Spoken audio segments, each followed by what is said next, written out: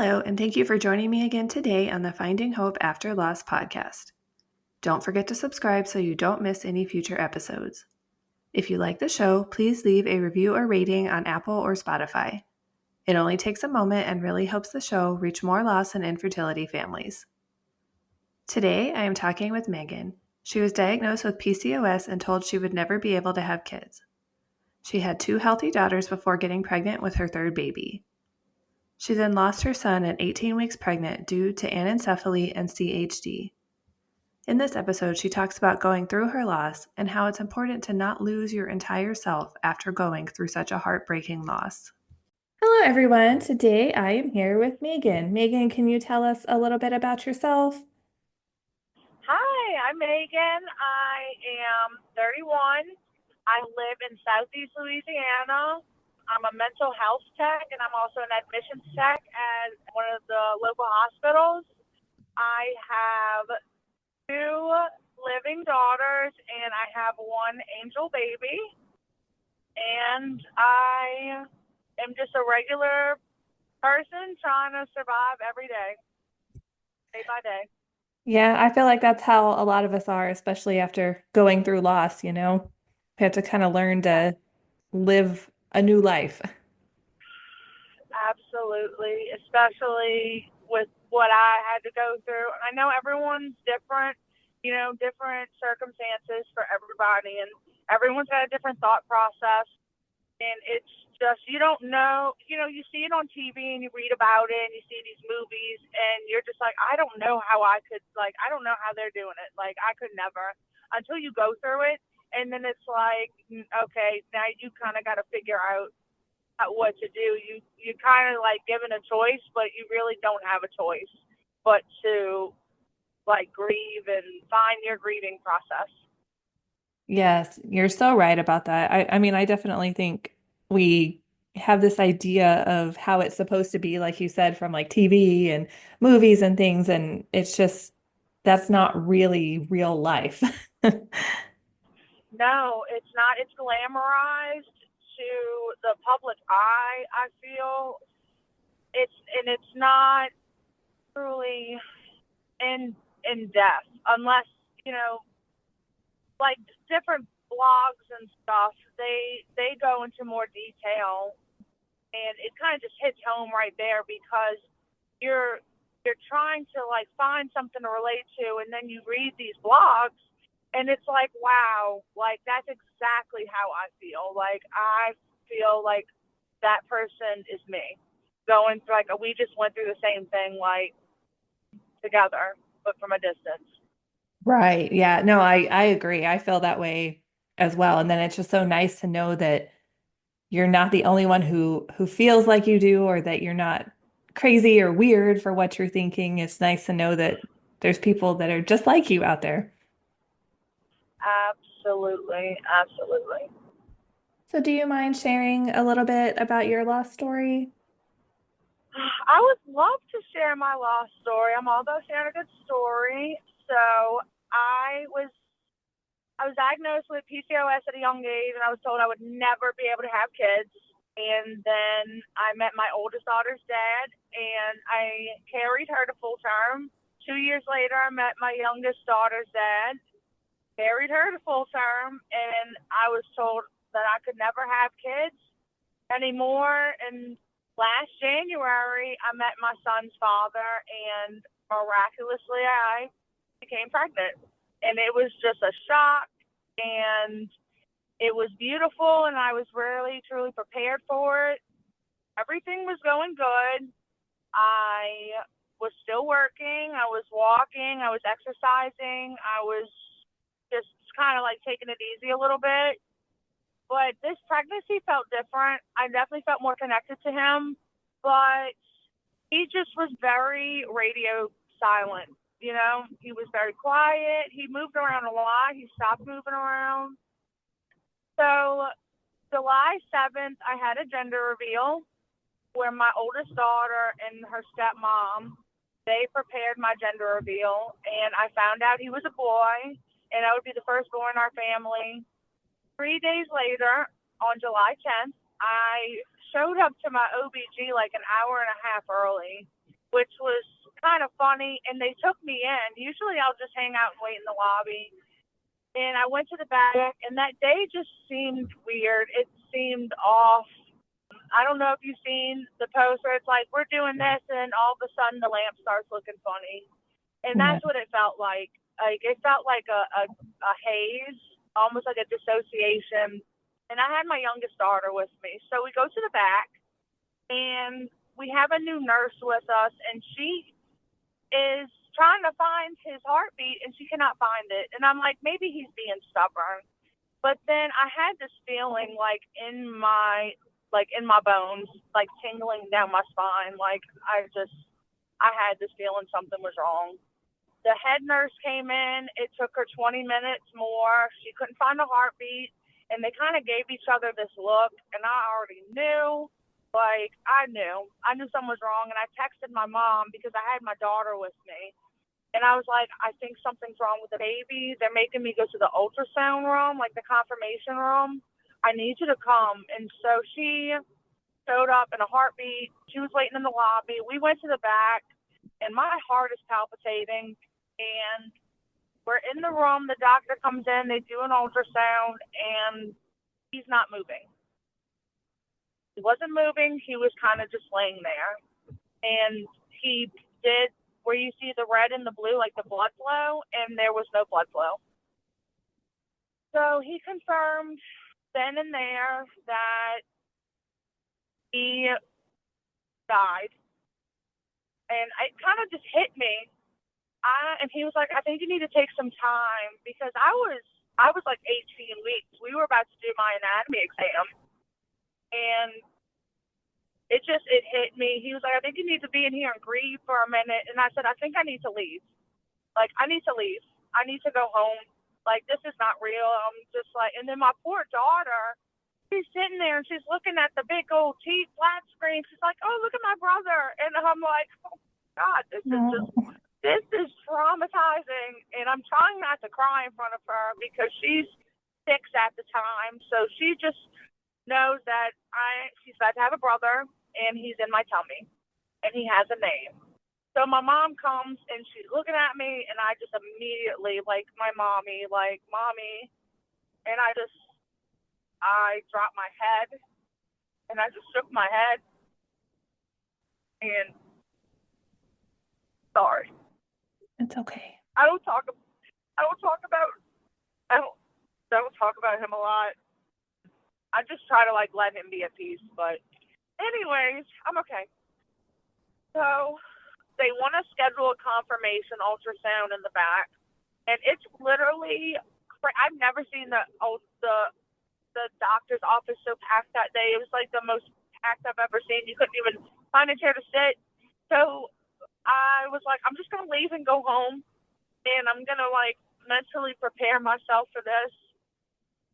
And as we're leaving, they call me and they're like, no, can you please come back? So we turn around and they go to the back. My mom comes to the back, and I can just see he's just laying there. Like, there's nothing.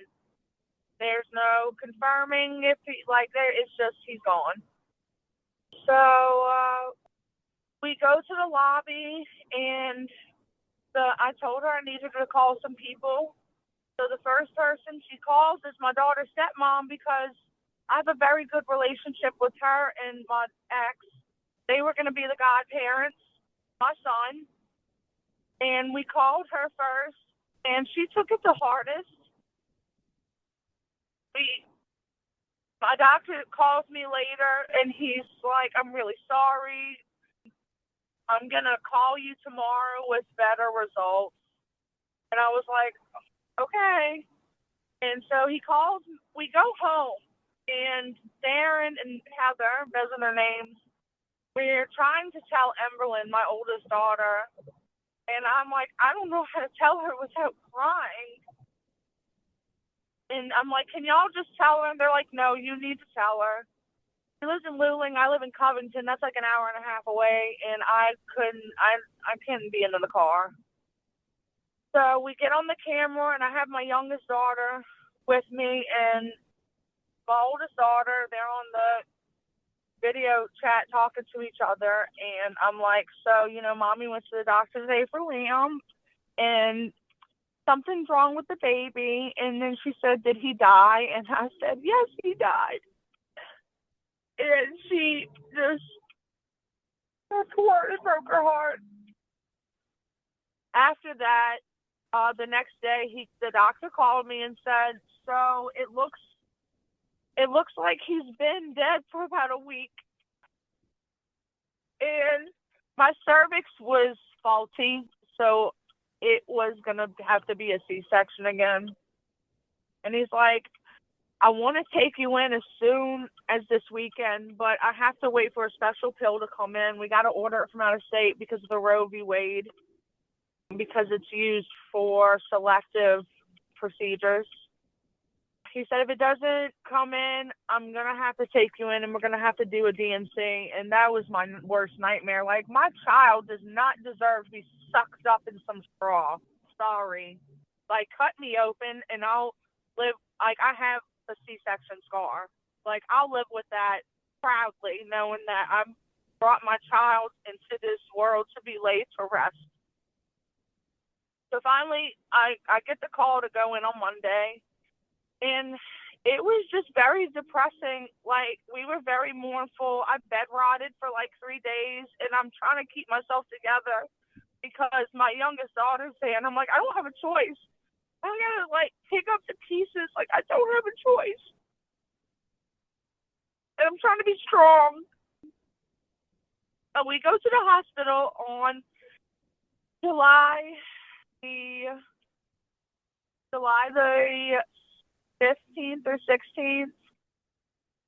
It was very early. I think it was the 16th we went in, and the bereavement nurse was there. She walked me to the back.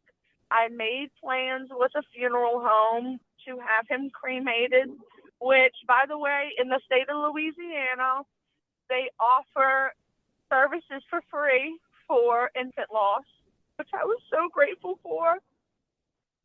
I was fine that day. I was in pajamas. I kind of just accepted it. I read a few things on Quora, and I still have it saved on my phone. And it just hit me like what this woman went through. And I was like, this makes me feel a little better. Like, whatever, it is what it is. So we go to the back, and they're giving me the process. They're telling me everything. They're sticking me with the IV in the hand and the arm. And they're telling me I can wear whatever I want. And we're just all kikiing and la-la, trying to make the best of the situation. I asked to have no visitors just because I felt like if people showed up, it would make me more emotional. And I just didn't want people to see me like that. What else happened? Oh, they came in, they prepared me, and my bereavement nurse came in and prepared me with what may happen, because at this point he's been floating dead in my stomach for about 2 weeks now. So at any point, which I've done my research, he could be a loss of limb. His skin may be peeling. He may be purple, almost black in color because of the blood and the rigor mortis setting in the blood, and no blood flow to him. And she prepared me for all this, and she gave me the option. She said, you can hold him when he's born, or you don't have to. So it was just a waiting game at that point. The pill came. They had to do it once every hour to dilate my cervix. And then I had never had a natural birth before. So that was very interesting. But at 2 o'clock in the morning, I woke up because they kind of did their rounds, and I felt a pop. And that was my water coming out of my cervix, like my water bag. And I looked at my mom. I said, oh, my God, he's coming. And she ran so fast. I think she almost flew in the hallway, flying out there to go grab somebody. And I called them, and they came in. They propped my legs up, and they said, okay, that's the water bag. We need you to push. So, and I think that was the scariest part, because I just wanted him to stay in me forever at that point. Like, felt like if I couldn't give you life, like, can I just carry you for the rest of mine? Like, please. Like, oh, it was horrible. I just felt like my body betrayed me. Like, how could you do this? You had one job, and you couldn't even do that. Like, what kind of a person, what kind of a mother, what kind of a woman am I? But it all stopped when he was born. I pushed 3 good times. He came out, and he was just so perfect. He was intact. His skin, he had all his fingers and toes, and time just stopped. Time stopped, and time stood still, and I immediately held him. And it was just me and him in that moment. And it was everything to me.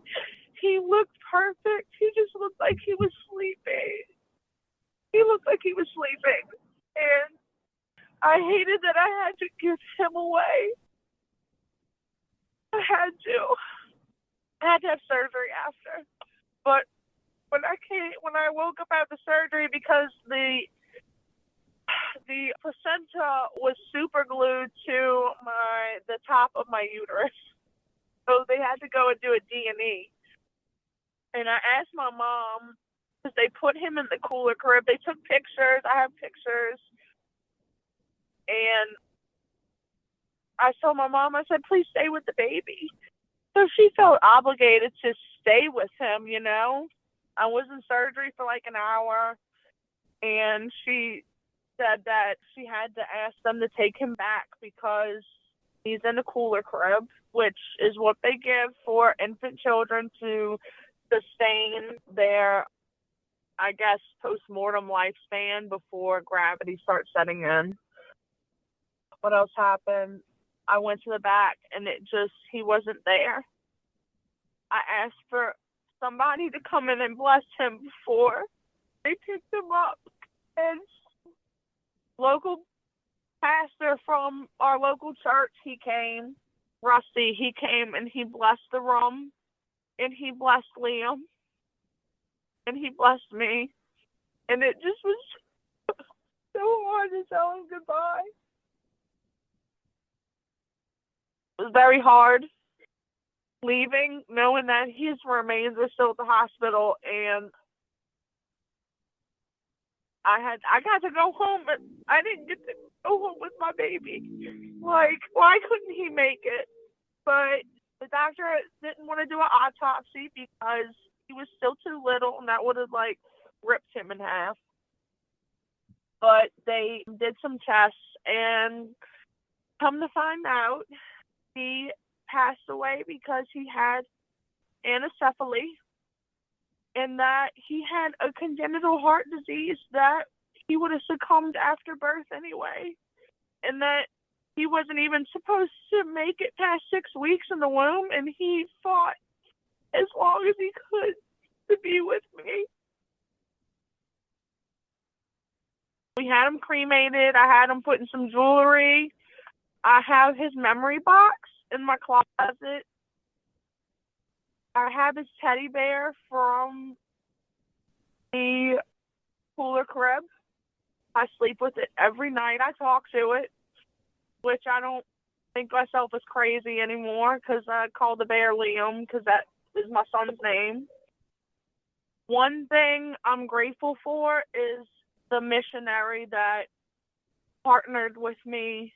They gave me a gift box when Liam was born, and it's called Hunter's Hope Missionary. I'm very close with Miss Connie, she's the head organizer of everything. I asked her permission, and she said, absolutely, please talk about it.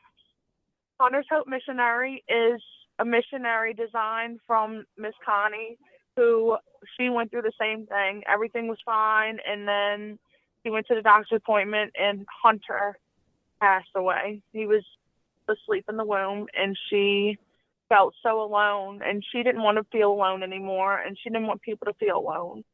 So she designed this organization where she puts your babies on these missions with Hunter, And so far, Liam has traveled places I never would imagine to have gone. And he's spreading the message of love and faith and hope to other moms who are going through the same thing in other families. And that's just the greatest blessing of all. And I'm just so grateful that he could make such an impact. It's such a big impact in such a small world with everything going on that there's still a little goodness in the world, you know? Yeah, I know exactly what you mean. Thank you so But much for sharing that with us. thank you. I know it's so hard to talk about our babies, Uh, even though it also feels so good to talk about them, to acknowledge them and share their story. yeah, I talk about him at work to my girlfriends, and I don't cry, and they're like, "I'm so sorry," and I'm like, "Do you want to see pictures of him?" And they're like, "Okay," and they're like, "He looks like an angel," and I'm like, "He was an angel." After going through all this, I realized, and I had sport with my youngest daughter, and that was a sham. And I had lost two children back to back, 7 days apart.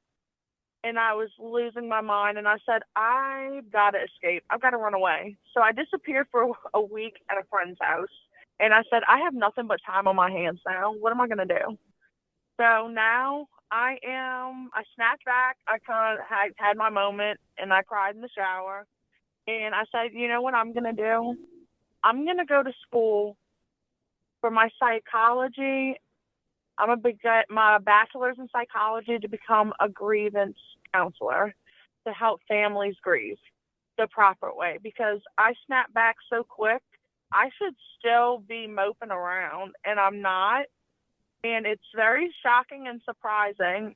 And I wish other people had the same strength to just pull themselves up, or maybe they need somebody, and I'm gonna do that. I'm gonna be that person to make a difference. I think that is such an amazing thing.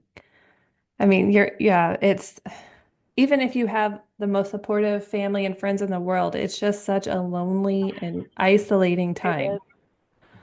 They don't know. They just don't know. It's like, you feel sorry for me.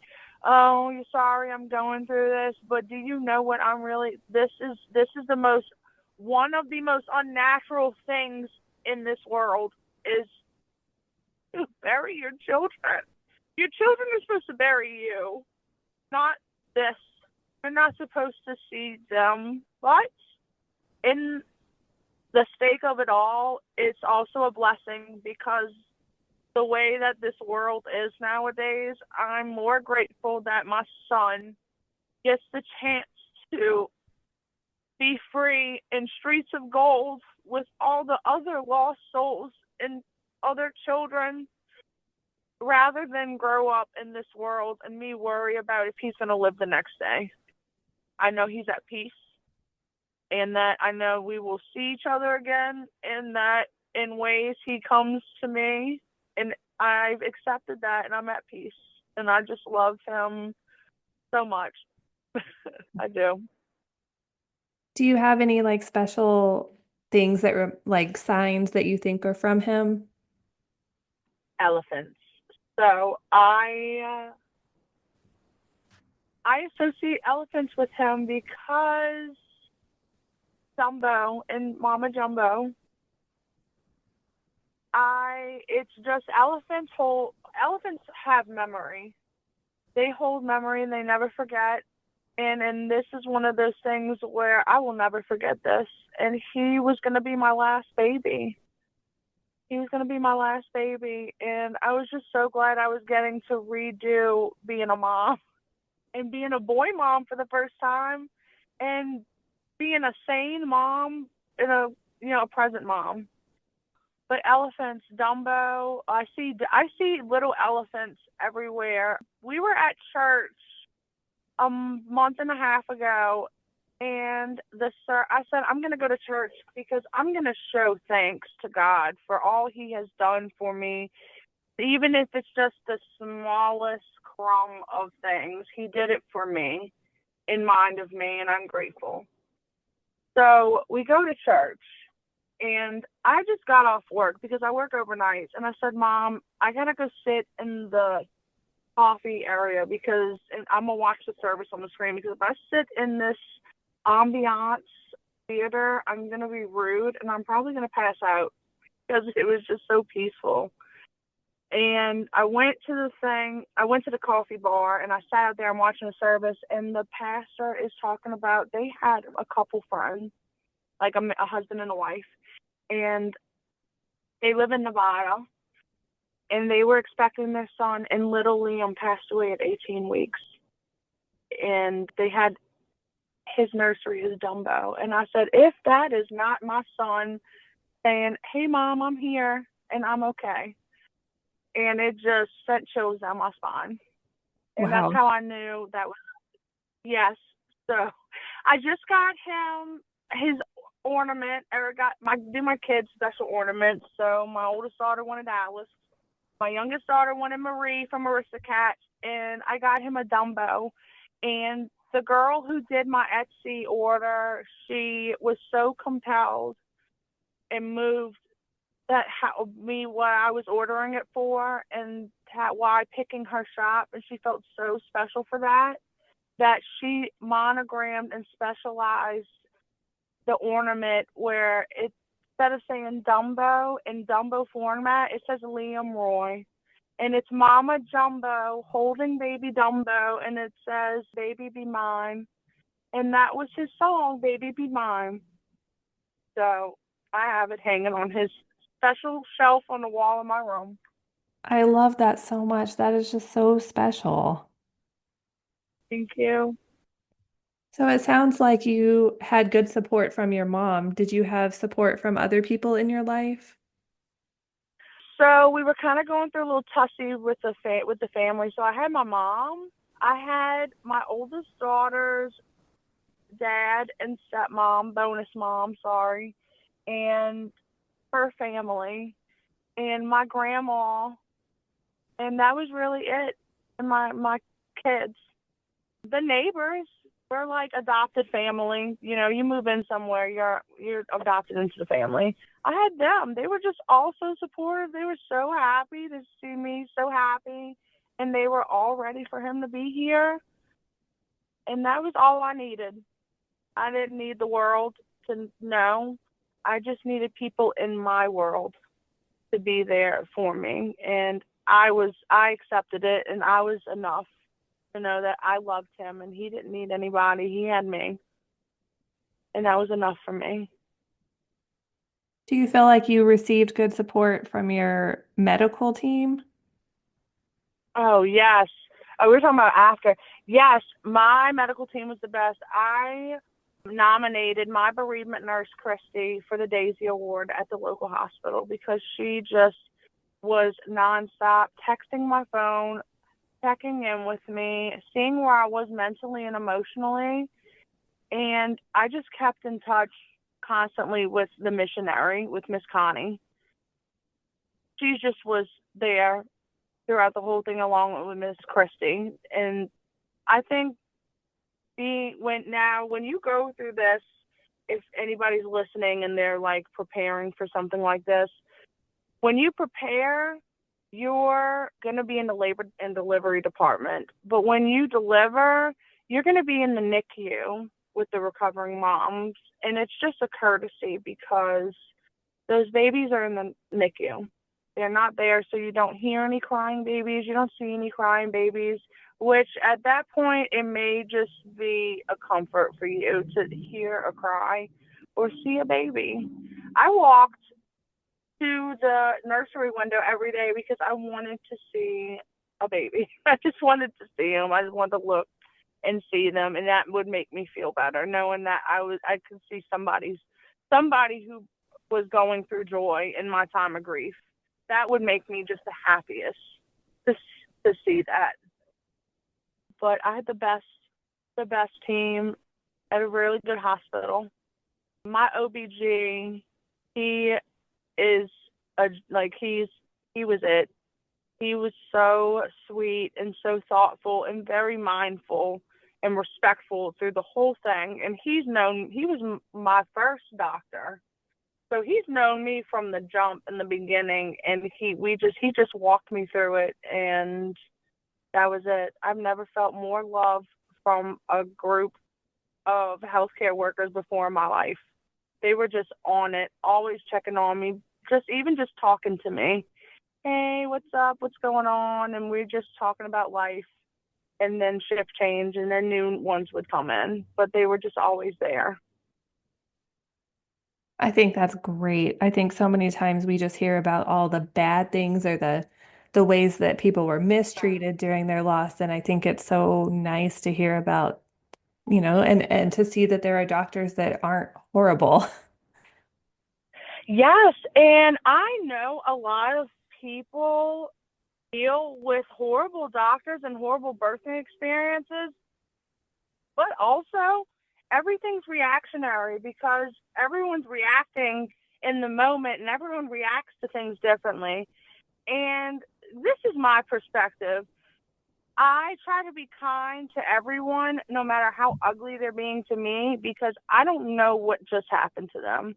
They could have got a most devastating phone call and it's affecting their work. And I'm going to be patient with them and let them be whatever because you know what? Being kind is all that matters. That's it. Be kind. But everyone that goes through, and it's just different experiences, some like on the news and doctors being so aggressive with it, and I feel for them. I feel for those moms and those families because and I feel for the doctor too because in that moment the doctor was making a judgment. It really is a judgment, and it's a call, and it's what their job is. They have to make the call, and I just feel so bad for everyone and the hurt they all go through. That's a good point. I mean, I've never really thought of it that way, like from the doctor's perspective, but I'm sure that for some of them, it's probably really hard to tell a patient that or to have to be the one to deliver or, we don't really think about that. Yeah, I'm a realist. So I like to rip the band-aid off because I'd rather you tell me now and I can cry about it or have my moment and work through the issues. That's just where I am on things.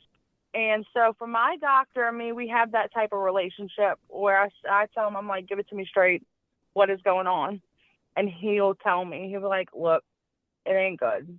I'm really sorry. And he puts the hand on your shoulder, and I'm like, don't do that. Don't coddle me. I need to know the truth, and I need you to we need to be honest with each other, and I'll be okay. And I think a lot of people need to have transparency with their healthcare professionals. They're not your best friend, but they're your caregiver, and that's their job, and that's what they're licensed to do, and that's what they go to school for. And it's also transparency is everything. Just don't coddle it, don't sugarcoat it. And I think a lot of people are scared of hearing the truth.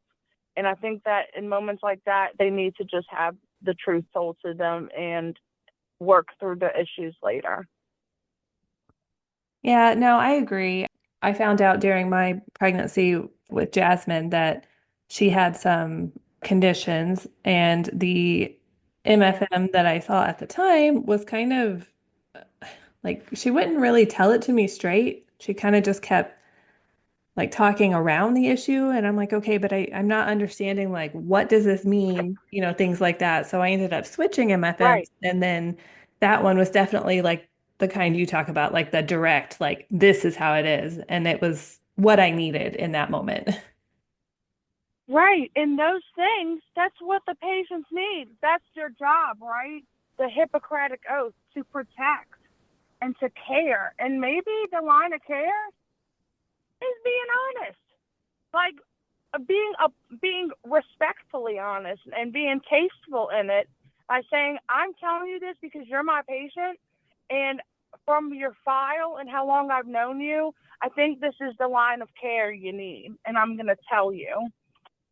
And a lot of doctors are scared to do it because they're like, I don't want, like, that's a sore subject. You know what? Do it. Jump in because you don't know how they're going to take it. Maybe they just need you to be honest because other people are sugarcoating things for them their whole life. And you're that one person that can tell them. And maybe being honest will help them work through this because sugarcoating things like that and things like diagnosing children in the womb and sugarcoating that, that's not going to help because I'd rather be honest, like, all right, this is what's going on. This is what we need to do. They do it with other patients in other circumstances, right? So what's the difference with an unborn baby? Tell me, what is the difference between somebody getting diagnosed with a terminal illness versus an unborn baby who has the chance to fight at life and what we could do now? I want to exhaust every option I have because what would you do if that was your child? What would you do? Right. Right? You'd want to know. Yeah, no, exactly. And that's exactly what I was trying to find out. Like, what are my options here? And I just couldn't get clear answers. And it was very frustrating because then it just left me more scared and more anxious and more confused. Because I'm like, I don't know what to do. Right. Like my bereavement nurse told me, she said, you're going to get your blood results back from the placenta. They're going to do all the tests and the loops and the poops and whatever. And I don't want you driving when you get them. Well, she didn't tell me they were going to come in periods. They did not come all at once, by the way. They came 3 at a time every day for 5 days. So now I'm confused. My mom's confused. She's a nurse, but she doesn't know anything about prenatal or what any of this means. She doesn't. So she's trying to read everything, and I'm like, Mom, I'm confused. I never aggravated my doctor and my bereavement nurse more in my life than getting those results. And then finally, he was like, Look, save the questions when you come in, and when you come in a week, we're going to talk about everything. I said good because I literally can't sleep at night. Like I'm googling everything. Dr. Google is telling me what all this means. I'm like, oh my god, did I do something? I worked at a vet's office around animals, and you told me that was safe. So really, should I have quit my job? Like, did petting Phyllis really jumpstart something that hurt my child? Like, please. Like, am I It's so crazy? scary. It's nuts. It's like I feel cuckoo. I felt cuckoo the whole time. Like I know we're all a little nuts, but I felt like I like judicially committed nuts going through all this. I was like, nobody is going to understand. And really, people understand. You just don't even know behind that door how many people are sitting there twiddling their thumbs and scared to look at each other because they're all going through the same thing and they're too scared to speak up to one another. Like it's insane the percentage of babies in the world. Like alone, around the time I lost my son, 20 other women on social media lost their babies the same way too. It was just they just their heart stopped. And it's like there's something in the water. Like what? It's just Wow. it happens. And you It's would never know crazy. that that many people around you are going through it because people don't want to talk about it. I I know it. See me, I'm an advocate for opening my mouth and talking about stuff. I just don't talk about the trinity of you don't talk about things with people. But anything else, I talk about it because I want to know. I do. I want to know. What do you know? Let's talk about it. Let's go Mhm. down a rabbit hole and have coffee and then end up talking about it for 6 hours. I mean, I don't know, but it's it's nuts. But um, it's good to see when other people are thriving, and it hurts to see other people hurting. And what hurts more is the people that are hurting that go into that postpartum depression because after you have a baby and you don't get to take, you do go through a postpartum depression because you did give birth. It is still possible. I went through it. I went through postpartum anxiety. I went through postpartum depression, reoccurring postpartum depression. And that's another thing. They're so quick to put grieving moms on antipsychotics. I went to see my doctor after a month, and you know what she wanted to put me on? Lithium. I said, are you crazy? Have you ever heard a good story about somebody on lithium? Like, I've taken lithium and my life is great. No, you know why? Because they're locked up in padded rooms somewhere. I was talking to like, no. But let me tell you something. Self-medication is the best medication. And what I mean by that is grounding yourself with the earth. Dating, like learning to love yourself. Go through a purge. Get rid of everything. Get rid of everything. Go through a cleanse. Go on a walk. Go on vacation for 3 weeks. Whatever you need to cleanse yourself and reset yourself internally, you do it. Because at the end of the day, you got to take care of you, because there's only one you. There's no other. Just you. Yeah, that's so true. And I think, we go through so many emotional changes too, and we might as well embrace it and just go all out and being our new self. Exactly. Like, there's so many of my friends after I had Liam, and they didn't want to tell me that they were doing little functions or whatever. They didn't want to invite me. I'm like, why? Why do I have to be the black sheep now? How do you know I don't love going to Target and shopping in the baby section? You think I'm not, like, I love spending money. Are you crazy? And it's baby stuff? Please let me dress your child in a bowler hat and suspenders.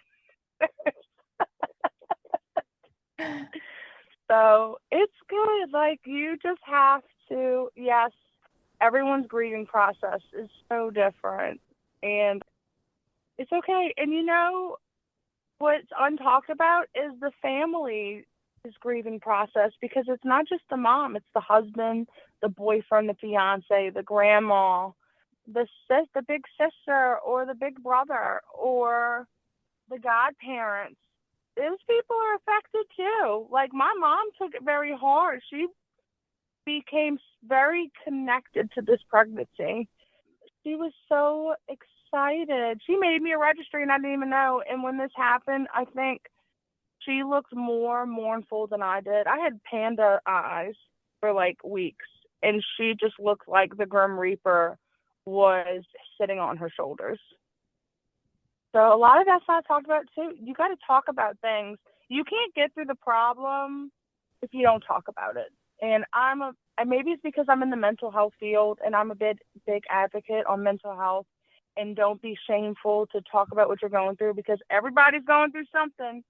Mm-hmm. You don't know what it is, but it could be big, it could be small, it could be nothing, it could be something. But you know what? It's their something. It's your something. And who cares? You're going through it, and you've got to cope with it. But you got to talk about it. The more you hold it in, the bigger the void's going to get. And then people just fall off every end of the wagon, or they just fall, they dissociate with themselves, and then that becomes a bigger problem. So you got to take care of yourself in the end. Like, go get a motel room and swipe on your phone. Just do it. Go for the weekend and DoorDash whatever you want and watch movies and sit in a muumuu in a bonnet or your pajamas and a messy bun. Whatever makes you happy. Who cares? Yeah, it doesn't have to be something grand. It could be just having that time to yourself to just do what you want to do. Yeah, pick up that Starbies and go sit at the park. I went to the state park, the Fontainebleau State Park. That's what we have around here. And grounding myself with the earth, which it sounds so hippie, by the way, but really, you need to do that. You need your vitamin D. You need your vitamin B. You need to feel every aspect that the world has to give. Like, yes, a part of you is lost, but you don't have to lose all of you. Go sit and have a picnic and look at the sunrise and the sunset and listen to the water and listen to all the sounds. Like, those are the beautiful things happening in the world. And you just don't want to, trust me, because once it's over, and you can't take it back. Time is precious, very precious. Yes, it definitely is. I think that's such a powerful thing that you said too, is that yes, you lost a part of you, but you don't want to lose all of you.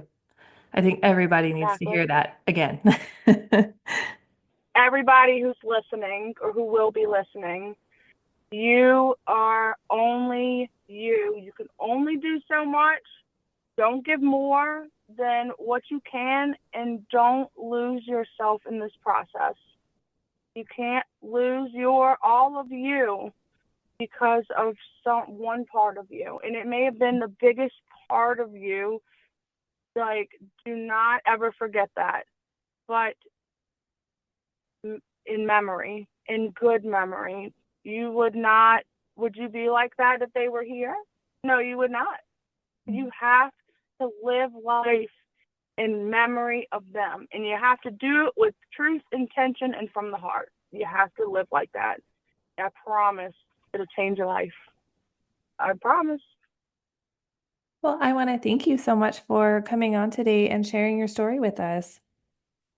Thank you so much for having me. I know I'm a mess, but thank you for your patience and listening to me and really hearing me.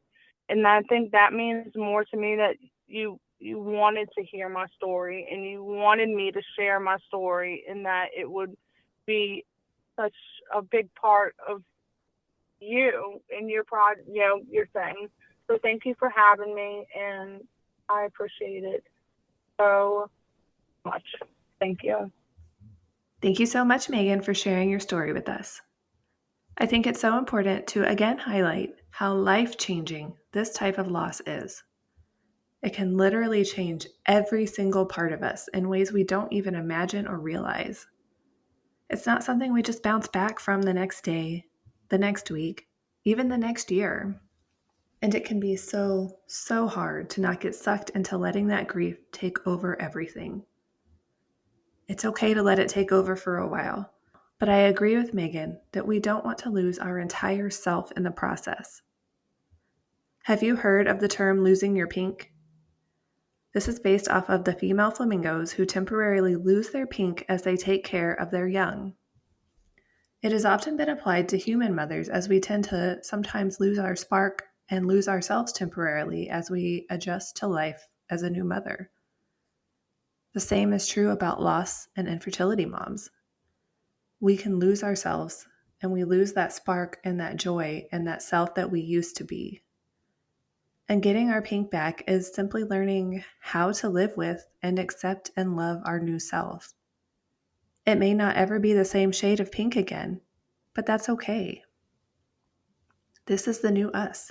This is our new reality. What are your thoughts on this? Do you feel like you've lost your pink too? Don't forget to subscribe so you don't miss any future episodes. If you like the show, please leave a review or rating on Apple or Spotify. It only takes a moment and really helps the show reach more loss and infertility families. Thank you so much for tuning in, and remember, we are all in this together.